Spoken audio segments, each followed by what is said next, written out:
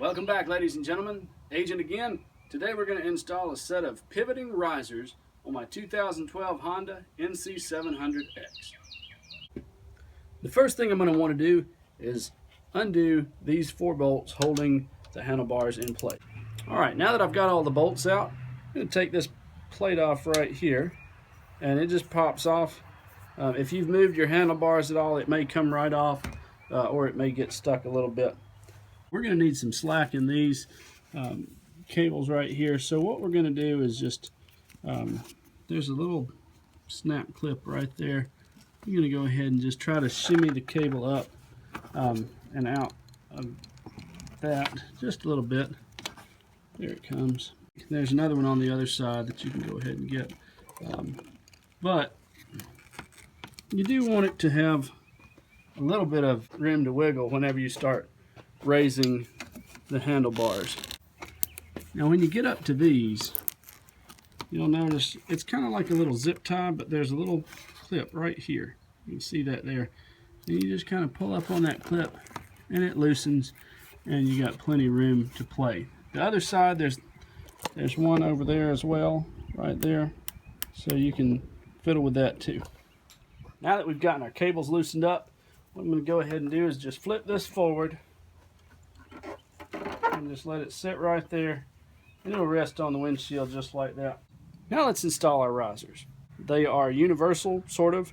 If you've got 1-inch bars, you take this little bushing out and put it around this portion. If you've got 7/8" bars like we've got on the NC700, you leave it in the top part of the riser and clamp down onto this post right here. But anyway, you use a number 6 Allen head wrench. I've got my socket here to loosen these up. Take the whole thing apart, and then we'll clamp our handlebars back in shortly. All right, at this point we're going to put our 2 pivoting risers in. I'm going to go ahead and lay them over towards the front like that. That way I know that they're all pretty well lined up.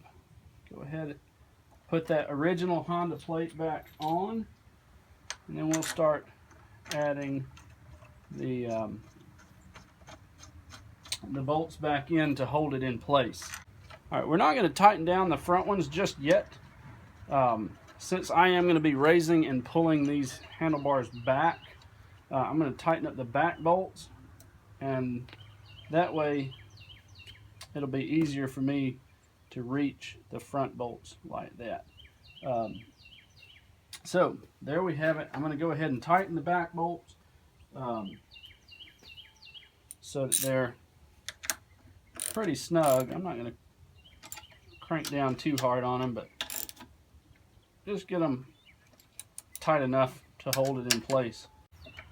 There we go.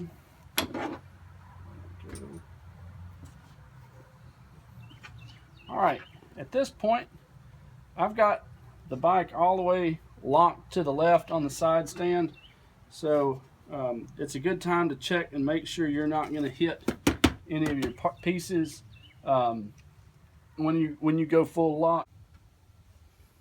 Alright, I've got my bushings in the risers. They seem to be fairly even.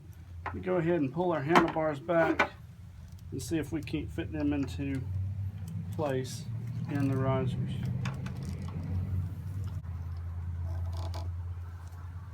Okay. And try to attach one of these caps here temporarily to hold everything in place. And then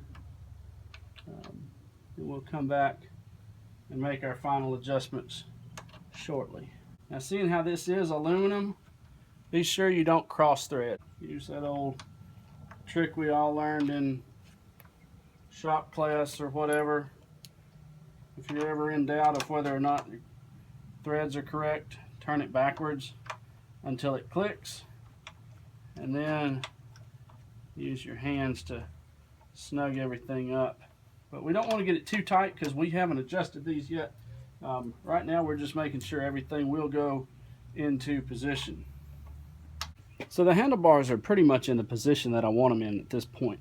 Gonna go ahead, Still got clearance over here, still got clearance at right lock. So I'm going to go ahead and lock these into place by tightening up the front bolts. You want to get them snug because, you know, if this comes loose, it's gonna it could ruin a day's ride. So now I'm going to go ahead and start in on these.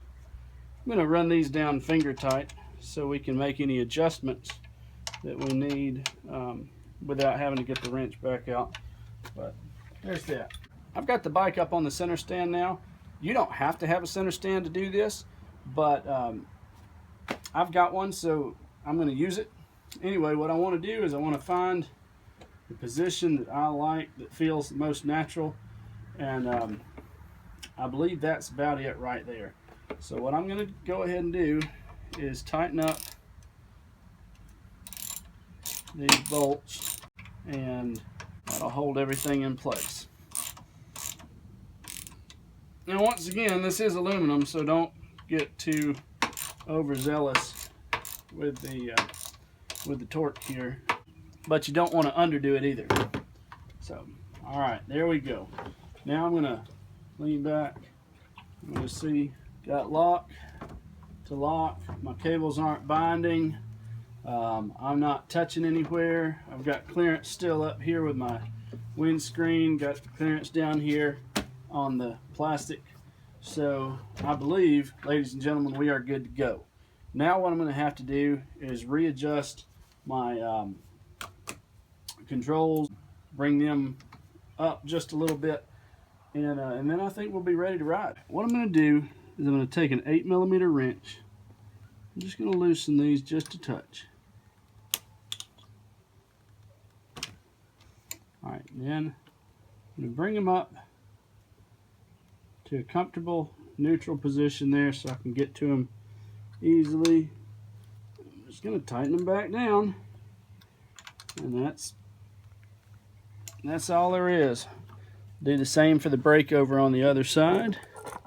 So you can see right there, we'll just loosen those just a little bit. Alright, we'll loosen the top one too. That one was a little snug, but I'll go ahead and raise that up. So take it, you know, to a comfortable position, or as comfortable as you can get it, and then just tighten them back down. Of course, you're going to have to readjust your mirrors when you move the bars, but it's not that big a deal. All right, ladies and gentlemen, that's all there is to it. Hope you've enjoyed it. Hope you've learned something. Give it a shot. If you like it, ride with it.